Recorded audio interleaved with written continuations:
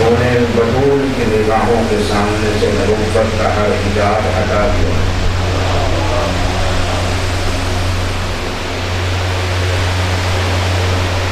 جہاں تک ہماری ذات کا تعلق ہو، ہمارے اور نبوت کے درمیان کثیر تعداد میں حجابات موجود ہیں.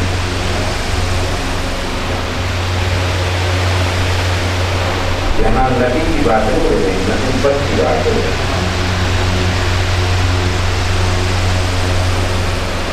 اور اس نور نبوت کو براہ راست ہم نہیں دیکھ سکتے. اس طرح مثلاً سورج ہے، اس سے نور نکل رہا ہے، روشنی نکل رہی ہے.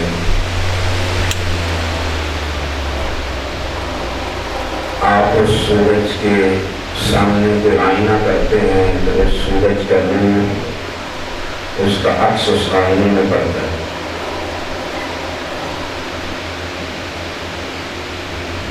اس آئینے کا عکس آپ کسی اور آئینے پہ ڈالتے ہیں تو اس دوسرے آئینے میں بھی اس پہلے آئینے کے توسط سے اس سورج کا نور آئے گا.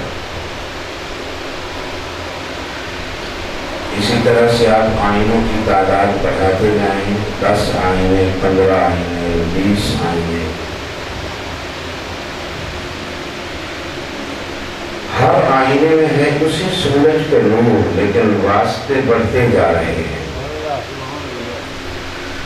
اور ہر واسطہ ایک حجاب بنتا چلا جا رہا ہے.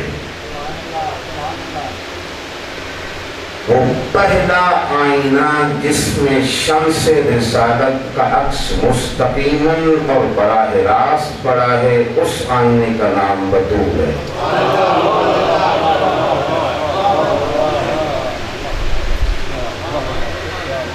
اس لیے ذات سیدہ کونین بیوی کے پاس وہی صداقت ہے جو رسول اللہ کے پاس. براہ راست وہ صداقت یہاں پہنچی، کسی واسطے سے نہیں پہنچی. یہ روح التی بین جنبیہ،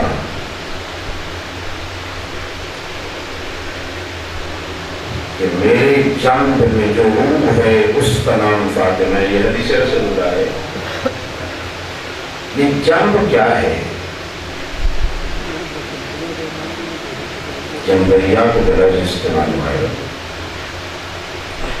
زبان عرفان میں سے کہتے ہیں کہ ایک طرف ذات خدا ہے اور دوسری طرف پوری کائنات ہے اور درمیان میں سیدہ کونین ہے.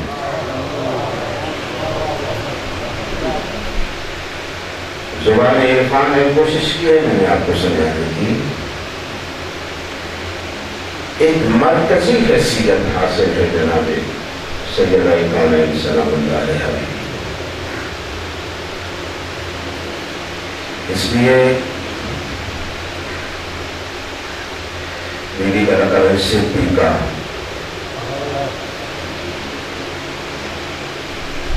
صدیقہ دو مصدر ہیں جس سے بھی آپ چاہیں اسے لے سکتے ہیں. صدق سے لیں تو آپ کی مرضی، تصدیق سے بھی سے لیں تو آپ کی مرضی.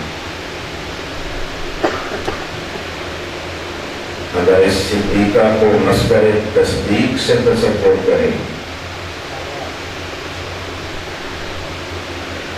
تو سراپا تصدیق کے ذات توحید ہے.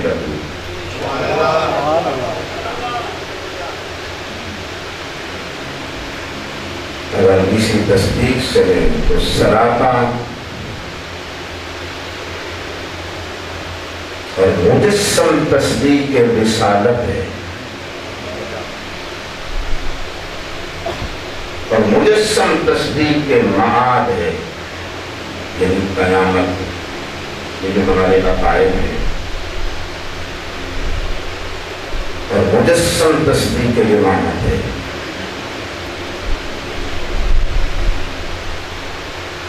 ہمارے پاس جو عقیدہ امامت و ولایت ہے، ہم نے تو اپنے مخدومہ کونین سے لیا، اور بیوی کا لقب تو امام صادق علیہ السلام نے بیان کیا ہے۔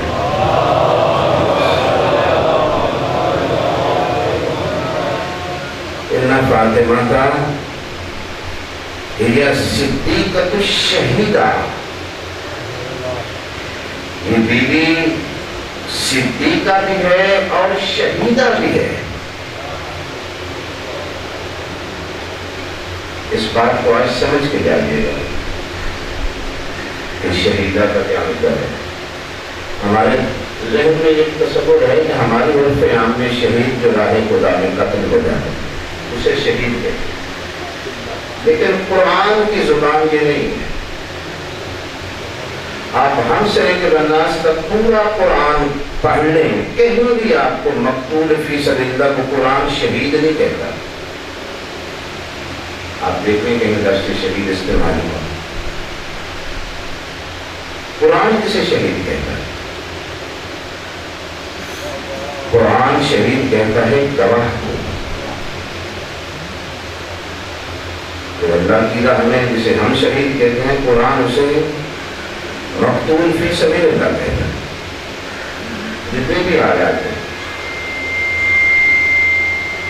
لا تحسبن الذین قتلوا فی سبیل اللہ امواتا، جو اللہ کی راہ میں قتل ہو گئے ہیں انہیں مردہ نہ سمجھنا۔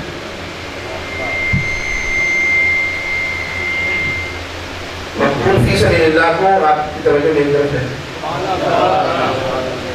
مقتول فی سبیل اللہ کو قرآن شہید نہیں کہہ رہا، کہیں بھی نہیں کہا ہے پورے قرآن۔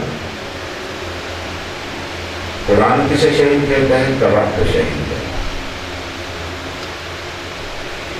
اس بیوی کے لیے امام نے لفظ استعمال کیا ہے، صدیقہ بھی ہے شہیدہ بھی ہے۔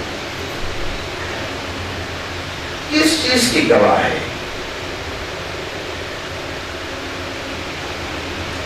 پوری انسانیت کے اعمال پر گواہ ہے۔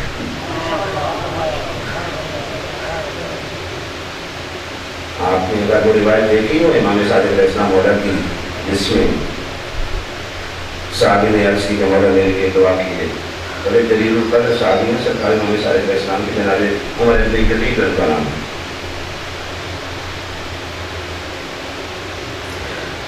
اور دعا کیجیے، فرمایا ہم دعا کرتے ہیں، تمہیں کہنے کی ضرورت نہیں ہے، ہم تو پہلے ہی دعا کرتے ہیں، ہم تو تمہارے اعمال پہ ناظر ہیں۔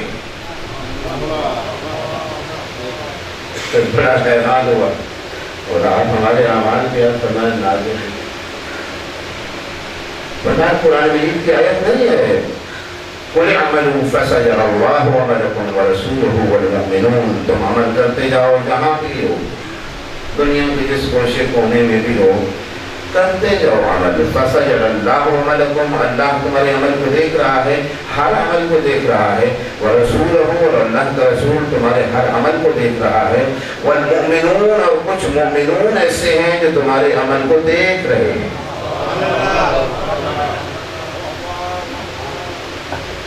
آئے ہیں فرمایا وہ مومنون ہم ہیں۔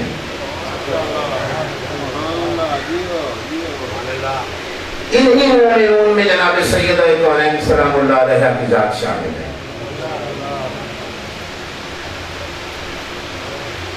شاہدائے اعمال ہے،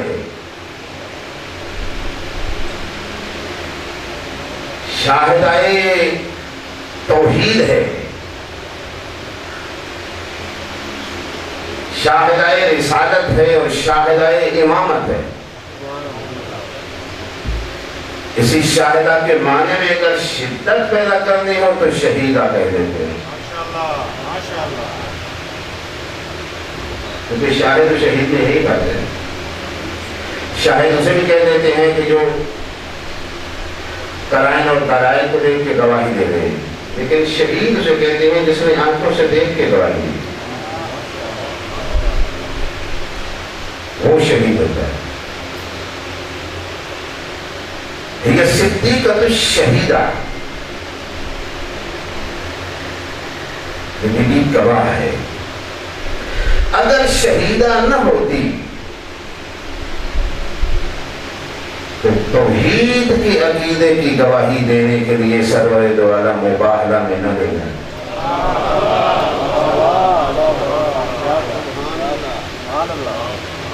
میں نے یہ پہلے ہی آپ کی خدمت میں عرض کیا تھا کہ وہاں تو بڑی معزز خواتین موجود ہیں، مدینہ میں اس کا ہاشمی اور غیر ہاشمی دونوں خواتین ازواج رسالت مآب موجود ہیں، لیکن نبی کریم کسی کو ساتھ لے کے نہیں جا رہے۔ وہاں سے خواہش کا اظہار ہونے پر بھی یعنی ایک زوجہ رسول کہہ رہے ہیں کہ یا رسول اللہ مجھے ساتھ لے جائیں، فرمایا تیرا وہاں کام ہی نہیں۔ دوسری کہہ رہی ہیں یا رسول اللہ مجھے لے جائیں، اسے حضرت ایک جملہ فرمایا، فرمایا انت بخیر، تو خیر پر ہے لیکن تیری وہاں ضرورت نہیں۔ پہلی سے تو یہ بھی نہیں جاتے تو خیر پہ۔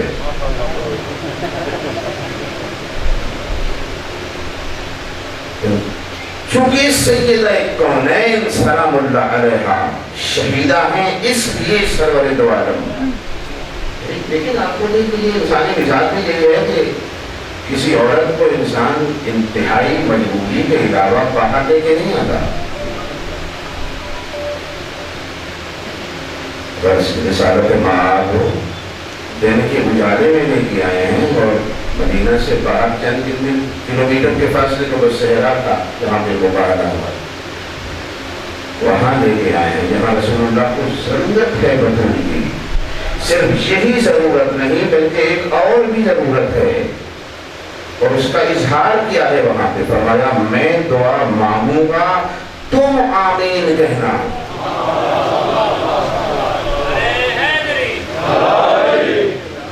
جس مستور کی آمین کو دعائے رسالت کو ضرورت ہو اسے بطول کہتے ہیں۔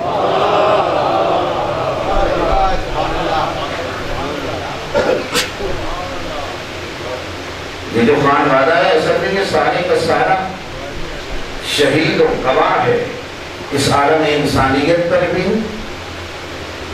رسالت پر بھی اور توحید پر بھی۔ اب اس آیہ مجیدہ کا انداز دیکھ لیجیے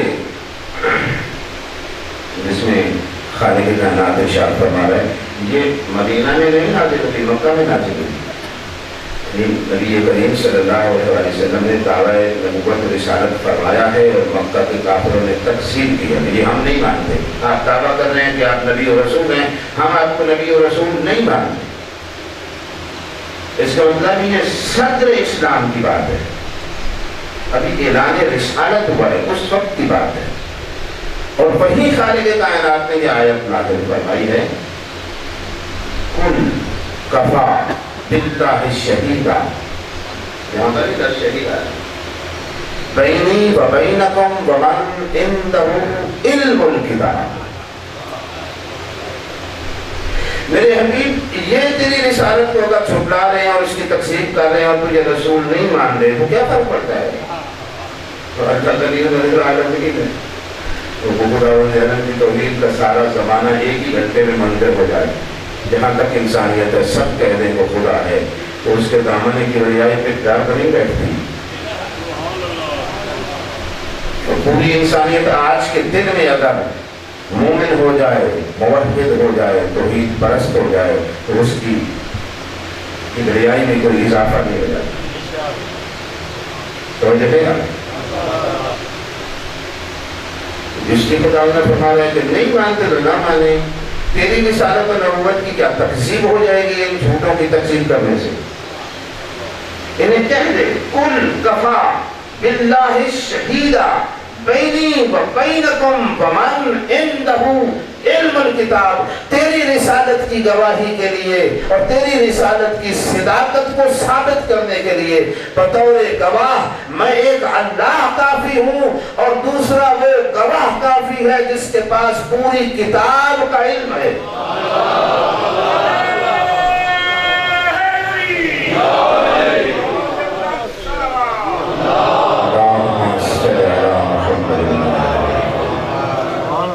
آپ کو اس پہ حیرت نہیں دی؟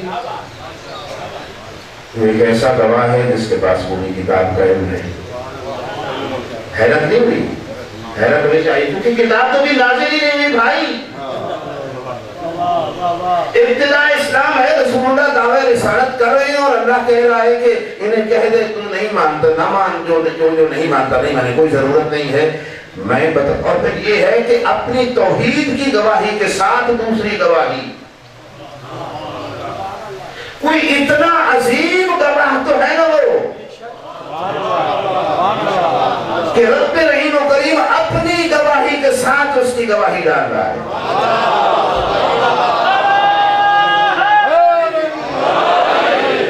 وہ کتنا سچا گواہ ہوگا کہ مالک کہے میں ایک گواہ کافی اور دوسرا وہ کافی ہے۔ اس کا بات تلاش کرنا چاہیے۔ عالم اسلام کا حق بندر 1400 سال ہو گئے ہیں اور آیت ہے قرآن کی، اللہ کہہ رہے ایک گواہ میں کافی ہوں، ایک وہ کافی ہے جس کے پاس پوری کتاب کرنا، تلاش کرے نا۔ اور اللہ کی قسم جب اس گواہ کو تلاش کیا تو پتہ چلا اس گواہ کی عمر، جب یہ آیت نازل ہوئی ہے اس گواہ کی عمر صرف 13 سال ہے۔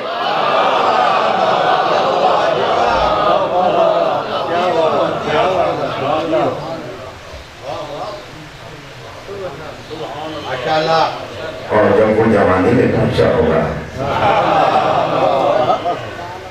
اور جب وہ ادھیڑ عمر میں پہنچا ہوگا وہ گواہ، تو اس گواہ کا علم پتہ نہیں کہاں پہنچا ہوگا۔ تو 13 برس میں خالق کی کائنات کی چھوٹی سی بات ہے کہ پوری کتاب کا علم، یہ کتاب ہے کیا؟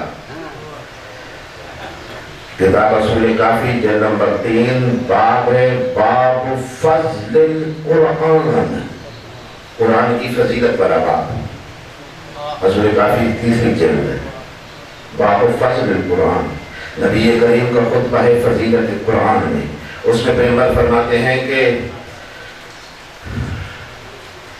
لا تحصى عجائبہ، فرماتے ہیں یہ وہ قرآن اللہ کی وہ کتاب ہے کہ جس کے عجائب کا احصاء ممکن ہی نہیں ہے، عدد ختم ہو گیا ہے۔ قرآن کے عجائب کو شمار کرنے کے لیے دنیا کا کوئی کمپیوٹر نہیں ہے، کوئی ایسا کمپیوٹر آج تک خلق نہیں ہے۔ خطبہ یہ بیان کر رہا ہے لا تحصیٰ، احصاء کر ہی نہیں سکتا، کوئی شمار کر ہی نہیں سکتا، لیکن ایک 13 سالہ جوان کا، نوجوان کا سینہ ایسا ہے جو عجائبات قرآن کا احصاء کیے ہوئے ہے۔ اب پتہ چلا میرے مولا علی کو مظہر العجائب کیوں کہتے ہیں۔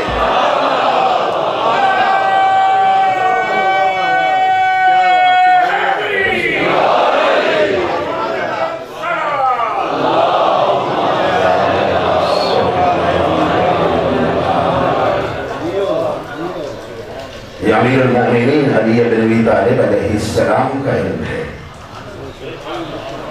جب تلاش کرنا شروع کیا تو برادران کی 24 کتابوں میں یہی لکھا گیا ہے، ماشاءاللہ 24 کتابوں میں۔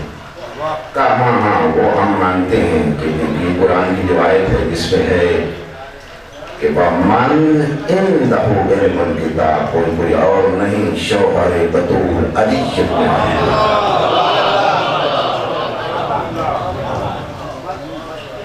تو یہ شہید ہے۔ جس طرح امیر کائنات شہید رسالت ہے، اسی طرح میری مخدومہ کونین شہیدہ امامت ہے۔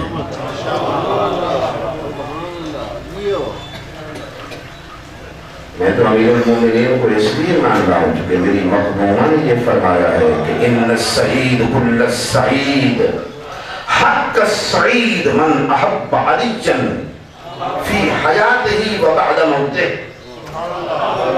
چونکہ جب ایسی صدیقۃ الشہیدہ یہ کہہ رہی ہو کہ سعید وہ ہے، سعادت والا وہ ہے، اور کل سعادت رکھنے والا وہ ہے، اور حق کے سعادت اس کے پاس ہے، دنیا میں بھی وہ سعید ہے اور آخرت میں بھی وہ سعید ہے.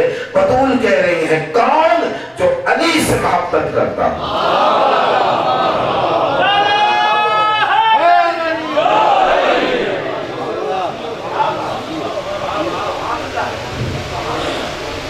اور آگے فرماتے ہیں وہ امام ربانی. یہ ربانی میں بڑا اشارہ ہے. یہ بھی فرما رہے ہیں نہیں وہ لوگوں کا بنایا ہوا نہیں، رب کا بنایا ہوا ہے.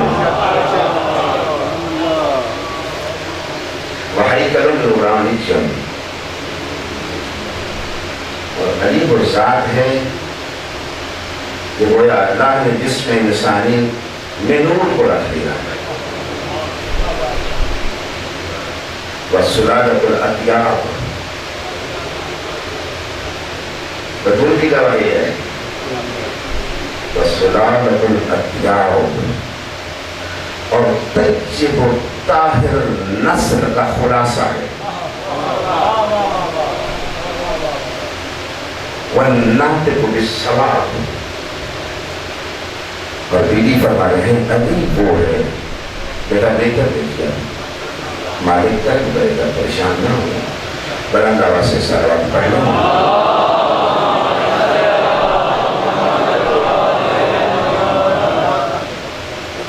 وَالنَّاطِقُ بِالصَّوَابِ. اور علی وہ ہے جس نے زندگی میں کبھی خلاف واقعہ بات ہی نہیں کی. تو ابو الحسنین وہ میرے حسن حسین کا بابا ہے. ریحانۃ رسول اللہ، میرے وہ حسن حسین جو رسول اللہ کے دو پھول ہیں.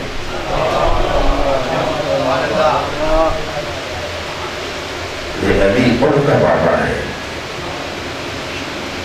جناب سیدہ کونین شہیدہ امامت ہے. یہ مطلب اس کا ان فاطمہ ہی الصدیقۃ الشہیدہ یعنی مخدومہ کونین. اور دفاع امامت بھی بیوی نے کیا ہے، محافظہ امامت بھی ہے. جو سورہ نور کی آیہ مجیدہ ہے اللہ نور السماوات والارض مثل نورہ کمشکاۃ فیہا المصباح المصباح فی الزجاجۃ الزجاجۃ کأنہا کوکب دری. یہ جو آیت نور ہے اس میں مشکات نور الہی کا نام مذکور ہے. مثلا نور ہی کا مشکات ہے، وہ مشکات جس میں وہ نور موجود ہو، جس میں وہ شمع، جس میں وہ لالٹین وہ لیمپ رکھا جائے کہ کوئی آندھی کوئی طوفان اسے بجھا نہ سکے. تو وہ فانوس اور وہ مشکات جس میں امامت کے 12 نور محفوظ ہیں کہ کوئی یزیدیت کا طوفان اسے بجھا نہیں سکتا، اس مشکات کا نام زہرا ہے.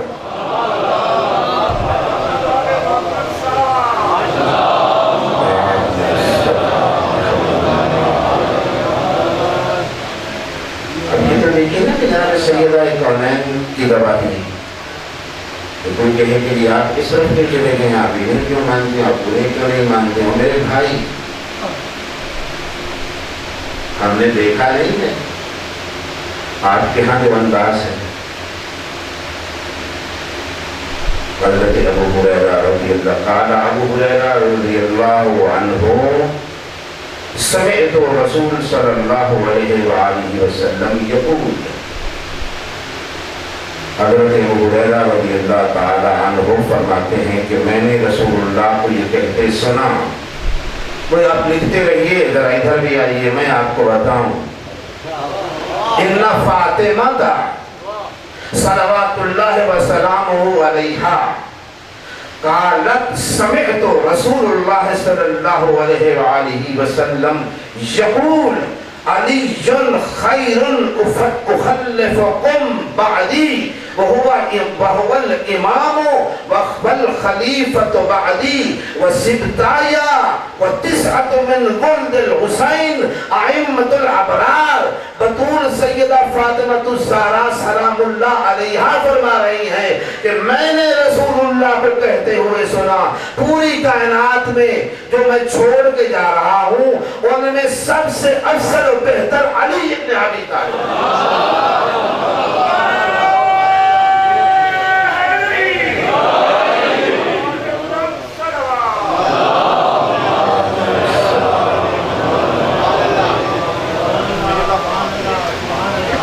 آپ کے ہاں بھی یہ گواہی ہے, گواہی ہمارے ہاں بھی ہے. آپ اپنا گواہ دیکھ رہے ہیں, ہم تو اپنا گواہ دیکھیں گے. خیرٌ سب سے بہتر اُخَلِّفُکُم جسے میں تمہارے درمیان چھوڑ کے جا رہا ہوں. والامام اور یہ امام ہے, یہ کون فرماتے ہیں؟ یہ فرماتے ہیں. والخلیفۃ بعدی اور میرے بعد جو خلیفہ. وسبتایا اور اس کے بعد میرے یہ دو نواسے ہیں. وتسعۃ من ولد الحسین اور ان دونوں نواسوں کے بعد اس حسین کی اولاد میں سے 9 ہیں.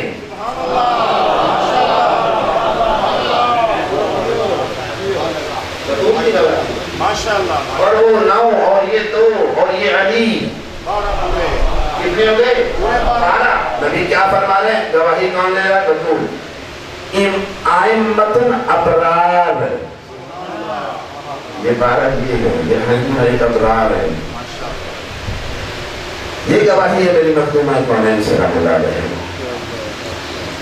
سرور دو عالم صلی اللہ علیہ وسلم نے زندگی کے آخری نبی نے کتنی کوشش کی ہے, کتنی جدوجہد کی ہے.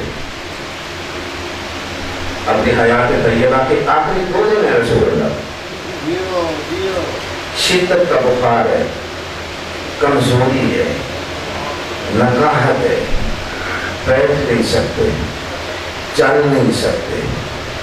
امیر المومنین کو قریب بلایا ہے, مولا آئے فرمایا وہ فضل ابن عباس بن عبد المطلب کی کو بلاؤ یا آئی.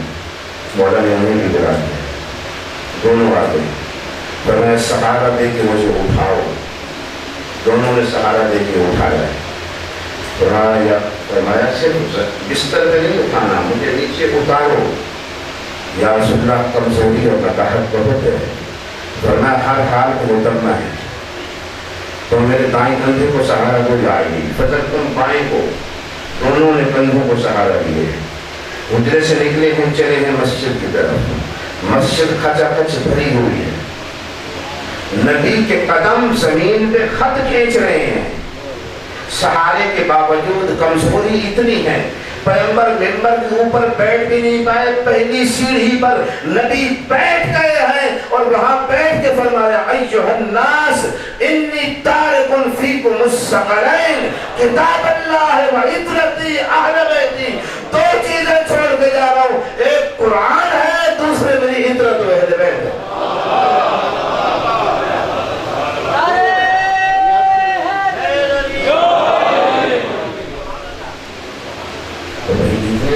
کے باوجود اور اتنی کمزوری کے باوجود رسول اللہ نے اتنی محنت کی ہے اور اتنی کوشش کی ہے. اور لفظ ثقلین استعمال کر رہے ہیں. یہ لفظ نہیں, سمندر ہے خدا. ثقلین چھوڑ دے گا. ثقلین کیا ہے؟ یعنی دونوں ہم مرتبہ ہیں. 2 چیزیں چھوڑ کے جا رہا ہوں, دونوں ہم مرتبہ ہیں, دونوں ہم مقام ہیں, دونوں ہم رتبہ ہیں, دونوں ہم مزاج ہیں, دونوں ہم منزل ہیں, دونوں ہم قدم ہیں. ان میں دوری نہیں, ان میں جدائی نہیں, ان میں افتراق نہیں. لیکن جب کرے گا ایک دوسرے سے الگ ہو نہیں سکتے. اور چیزیں صرف 2 بیان کر رہا ہوں, اور یہ نہیں کہ پہلی مرتبہ بیان کر رہے ہوں. آج کے موقع پہ جو خطبہ دیا وہاں میدان عرفات میں, وہاں مسجد خیف میں کھڑے ہو گئے, حتیٰ کہ گھوڑے کی زین میں بیٹھ کے یہی حدیث بیان فرمائی.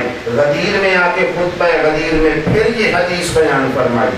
مسجد نبوی میں کئی مرتبہ یہ حدیث بیان فرمائی، اور زندگی میں دنیا سے جانے سے 2 دن پہلے پیغمبر پھر یہ حدیث بیان کر رہے ہیں کہ دونوں ہم مرتبہ ہیں، دونوں کل واحد اعظم من الآخر، ہر ایک دوسرے سے عظیم تر ہے، یعنی یہ قرآن کے برابر ہیں۔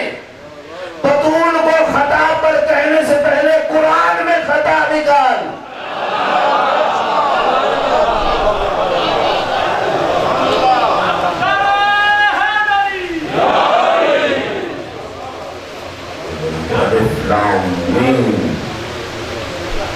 ذالک الکتاب لا ریب فیہ، یہ وہ کتاب ہے جس میں شک ہی نہیں۔ تو جو ہے اندر سنا اس کتاب میں کسی قسم کا کوئی ریب نہیں ہے، اس میں کوئی عیب نہیں ہے، اس میں کوئی شک نہیں ہے، اس کی کسی ایک حرف خطا نہیں ہے، اور اس کی کوئی مثل بھی نہیں ہے۔ جو اہل بیت اگر مثل ہے، قرآن نے فرمایا اہل بیت ہے، اس کے علاوہ کوئی مثل نہیں۔ اگر مثل ہے تو کہا چیلنج ہے، لے آؤ، صرف انسان نہیں ساتھ جنات بھی مل جائیں، اور پوری دنیا کے انسان اور جنات مل کر کوشش کریں، فَأْتُوا بِسُورَةٍ مِّن مِّثْلِهِ، اللہ کہہ رہے میرے قرآن جیسا ایک سورہ بنا کے لے آؤ۔ اگر پوری انسانیت قرآن جیسا ایک سورہ نہیں لا سکتی تو پھر علی جیسا کوئی امام بھی نہیں لا سکتا۔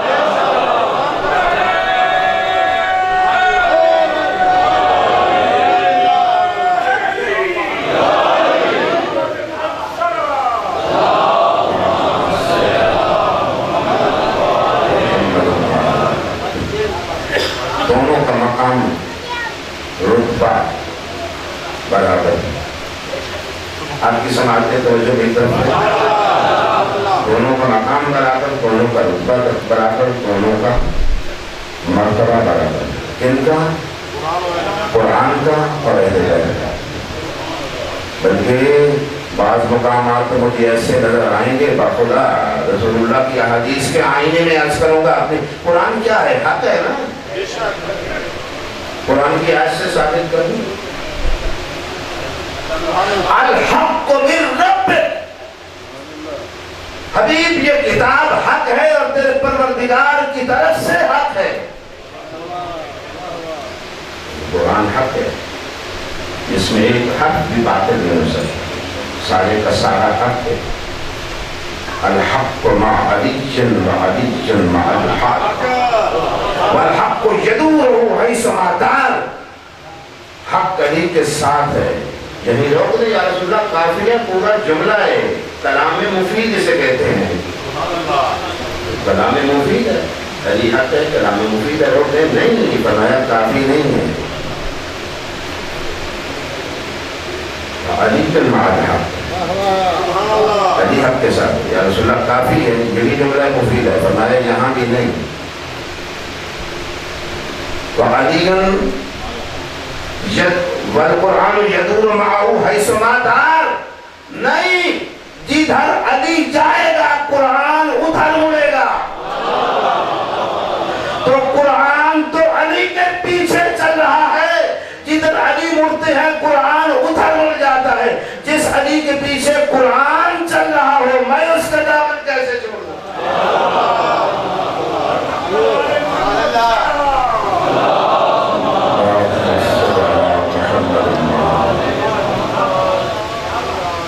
ہم سوچ سکتے ہیں سلیم کھانا،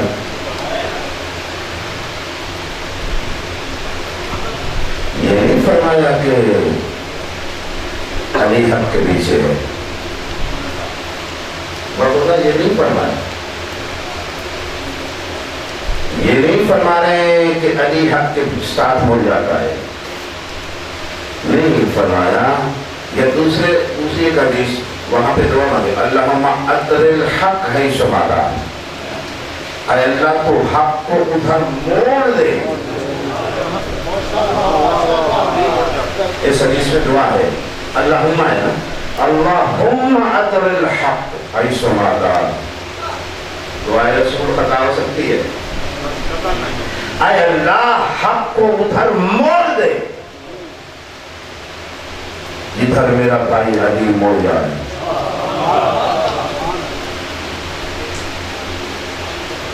اب اگر علی نے کسی کی بیعت نہیں کی،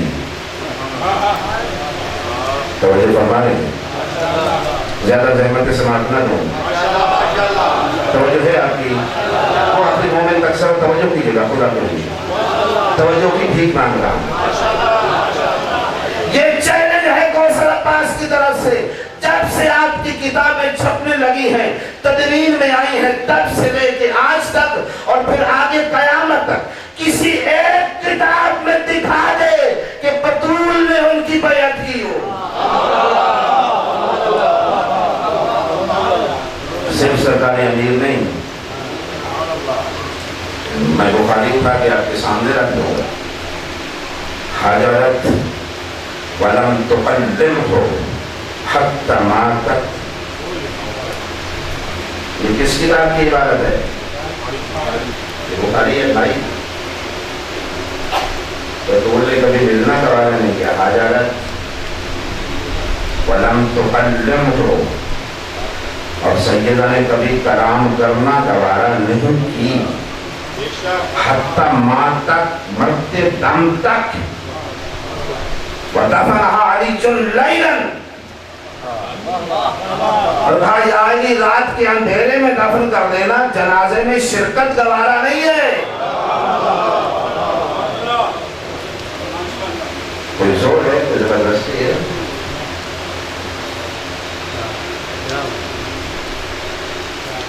بطول جس کی بیعت نہ کرے میں کیسے کر سکتا ہوں، شیعہ قوم کیسے کر سکتا ہوں؟ بطول نے اسے رہبر نہیں مانا، ہم کیسے مان سکتے ہیں؟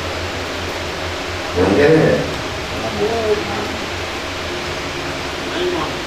کوئی بے شک ایٹم بم بھی لے کے بیٹھا ہے تو چلا دے، ہم تو اسی کو مانیں گے اسے بطول نے مانا۔ ہم جان دینا جانتے ہیں، قربانی دینا جانتے ہیں، حق کا ساتھ آج تک شیعہ قوم میں جتنی قربانیاں دی ہیں، قربانیوں کی تاریخ کربلا سے بڑھ کے کی تاریخ ہے، قربانی بچوں کی قربانیاں دی ہیں۔ یعنی مخدومہ نے، زینب عالیہ نے کیا فرمایا تھا؟ تو انہیں چھوٹے چھوٹے شہزادوں کو مخاطب کر دیا، 6 محرم کا دن ہے، مجھے پتا ہے مقبول مجلس مالک آپ کو سلامت رکھے، تو رسالات کو کام کی شہری سے دیا تھا، فرمایا تھا شہید کی بیٹی ہوں میں،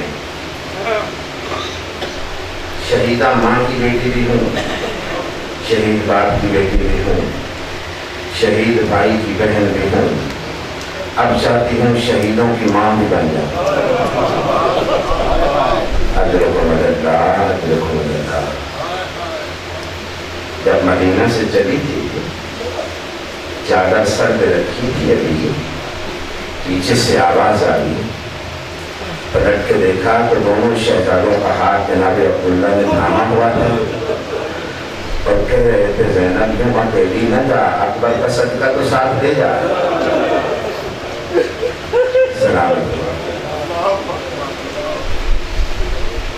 لیکن دونوں شہزادوں کا ہاتھ تھاما تو ایک مرتبہ پھر پیچھے سے آواز آئی، زینب خیال رکھنا یہ صدقہ ہے، اکبر سے پہلے صدقہ لینا۔ بڑا عارف بڑھنا میرے ساتھ، اکبر کے بعد میں پہلے شب عاشور دونوں شہزادوں کو سامنے بٹھایا ہوا، کہہ رہی تھی بیٹو خیال رکھنا کل عاشور کا دن ہے، اور تم جعفر طیار کے پوتے ہو۔ صندوق کا ڈھکنا اٹھایا، اس میں سے زیرہ نکالی جناب جعفر طیار کی، جس کے اوپر ان کے خون کے تھپے لگے ہوئے تھے۔ فرمایا یہ تو تمہارے بہادر دادا کے خون کے داغ میں زرہ، یہ تمہارے دادا کا خون ہے، شرمندہ نہ کر کرنا مجھے حسین کے سامنے۔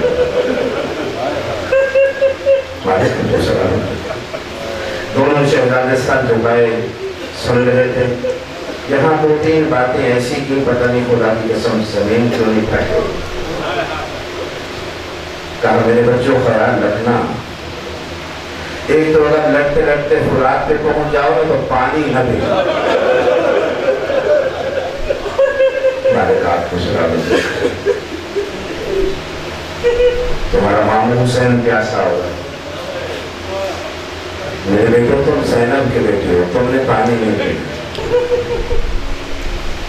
بچوں نے کہا ہم وعدہ کرتے ہیں پانی نہیں پیے. جو دوسرا وعدہ تم سے یہ لیتا ہوں، پوری کوشش کرنا اکبر سے پہلے تمہاری داس ہے. ٹھیک ہے اماں، ہماری طرف سے کوتاہی نہیں ہوگی. 4 منٹ کا مسائل پڑھنا، مجھے پریشان نہیں ہونا، کچھ نہیں ہوتا ہو سکتا. آخری وصیت جو ماں نے کی ہے نا بہت عجیب ہے.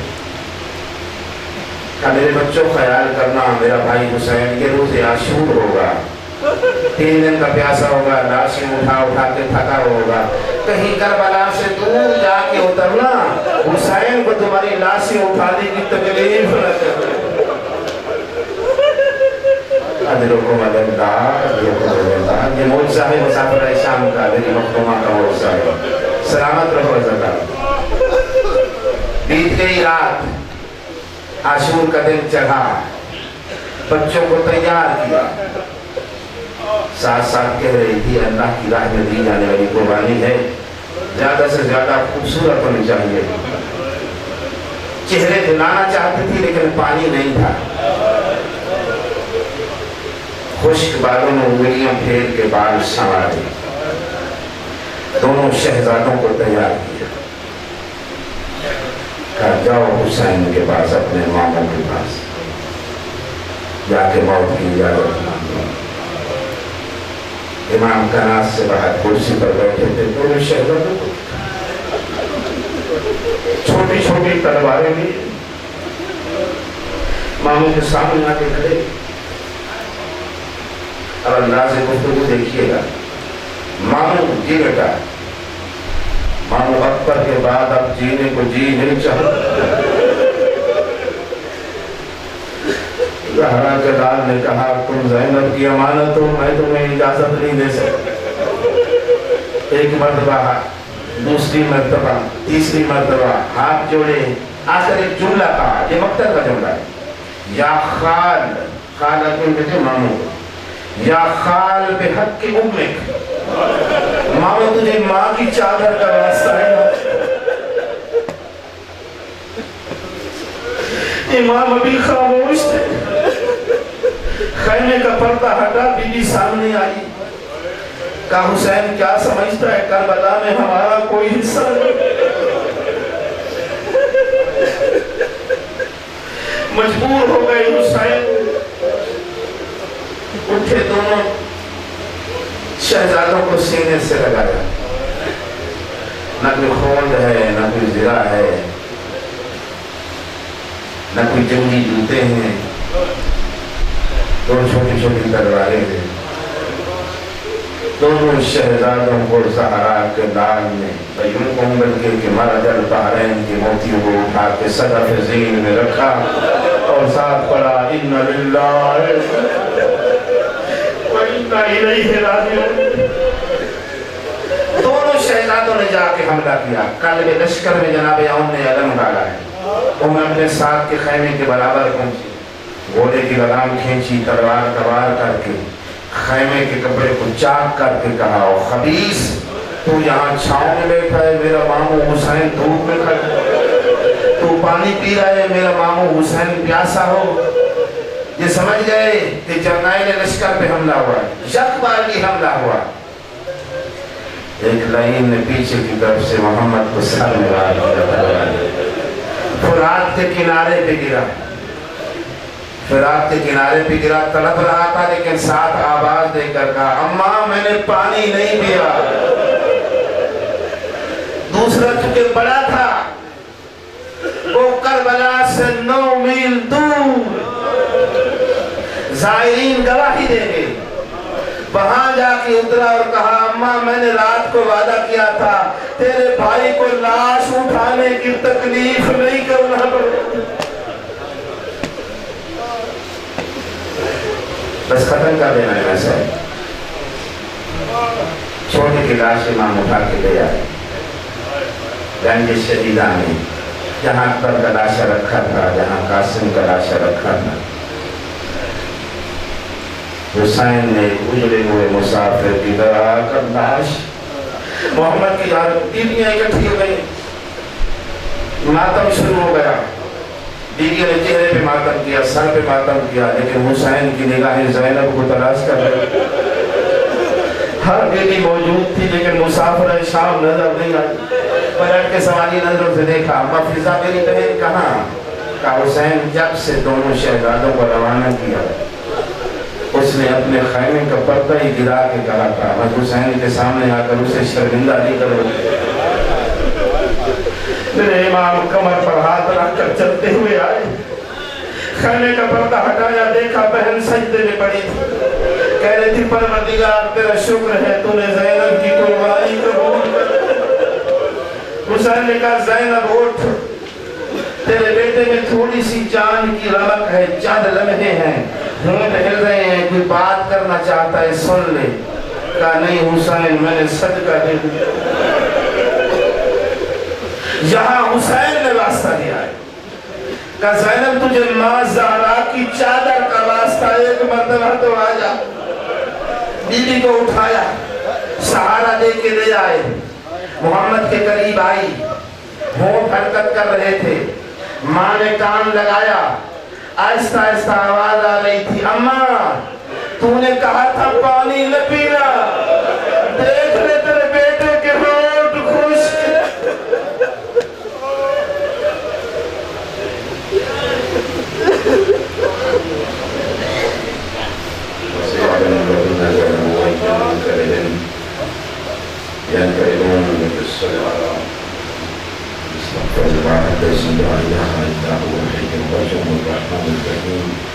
بديع السماوات والأرض من جميع وجه من الجر من الإسراف يرى نفسي وأتوب إليه نسأل ودعهم ونذوب باسم ربهم بالأعظم العز الجل الأكرم يا الله يا الله يا الله يا الله يا الله يا الله يا الله يا الله يا الله يا الله رب العالمين مجلس الرحمن وسائر مساجدنا وسلام ينصر قبول منظور فرما.